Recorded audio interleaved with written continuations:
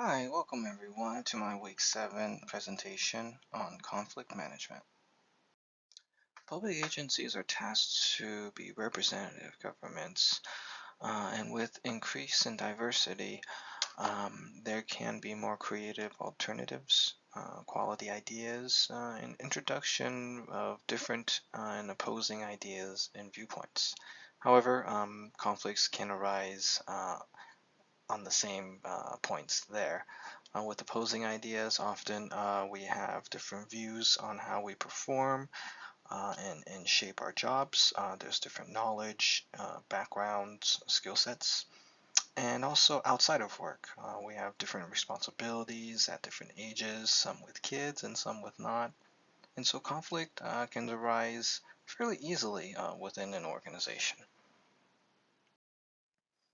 From my experience, both in the private and public sector, um, most, if not all, organizations have dispute resolution systems where it's usually managed through the HR department. In the private sector, normally, or a lot of companies have employees sign a arbitration agreement prior to employment. In the public sector, there's due process, and so there's laws and policies already backing the situations up if it needs to get higher to a formal setting outside of the organization.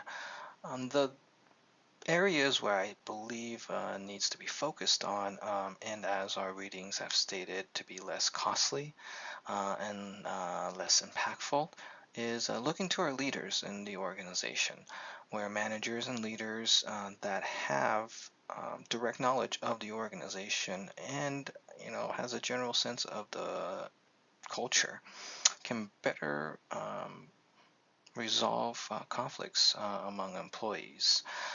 In the book titled The Art and Science of Negotiation, Howard Rifa discusses exactly that and how executives and leaders can best mediate within the organization and also to prevent excess cost. And so we do need to look at our leaders and better assess them and see how they can resolve conflicts. Because usually, if you do have a good leader that can utilize multiple approaches, they can often resolve the conflict without any further issues or incidences. Now, if we're looking to our leaders to help resolve conflict disputes, what's the correct approach?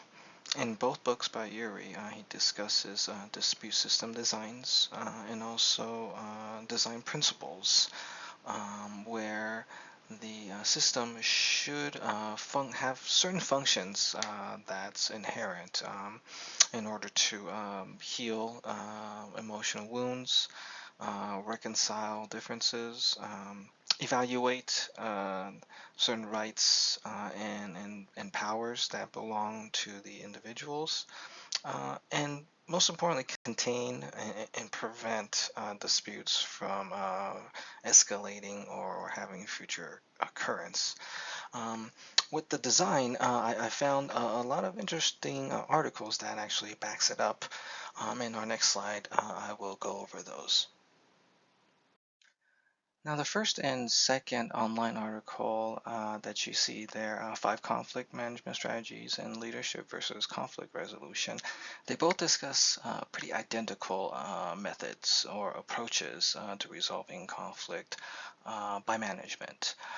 They talk about similar areas as our readings by Yuri in regards to collaborative work, compromising, and avoiding, meaning trying to resolve a situation and get a plan going that avoids future conflicts. And also competition, right? Having some competition or healthy competition among employees and to persuade them that they are a stakeholder. In other words, meaning, get them involved and, make a positive out of the conflict. New goals, new opportunities can arise from certain conflicts. The third link you see there is a conflict resolution video, and it talks about keeping people separate from the actual problems. And a lot of that we discussed in the last few weeks, and also Yuri discusses that too, where we have to separate the problem from the person, right? We have to learn how to empathize with the other party and to understand it and to create a solution, right? Focus on solutions than rather the problem. And so these three links and information really backs up Yuri's article, and also how we should turn to our leaders for a conflict resolution. And with that, it also means that our leaders should be properly trained in conflict resolution. And with a increasing diverse workforce and constituency that we serve, I believe that diversity management should be first and foremost to help resolve most conflicts. ADRs, as we have seen, can get really costly and time consuming. I believe 90 to 95% of workplace disputes can be resolved by managers and our leaders through proper discussion and negotiation. And at that level, it's more efficient, and relationships actually can get stronger that way within the organizations among the employees. And a segue into that, as far as training education goes, I believe effective diversity management can decrease attrition, and it can help employees understand each other, understand their background, and also isolate strengths and weaknesses, and so that certain areas can be developed and others can be promoted. And so, with that, the training, as we've discussed this week, should be educational, right? And it should include needs assessments, training objectives, possible curriculums, right? And definitely an evaluation of how the program is doing. Right. And as far as the environment, I believe in conflict disputes. Obviously, it's between two people or a group of people. Therefore, role playing I've seen is the most effective way of educating and putting employees in that conflict scenario, but in a controlled environment, and therefore they're able to experience and also work out certain conflicts without the emotional side behind that.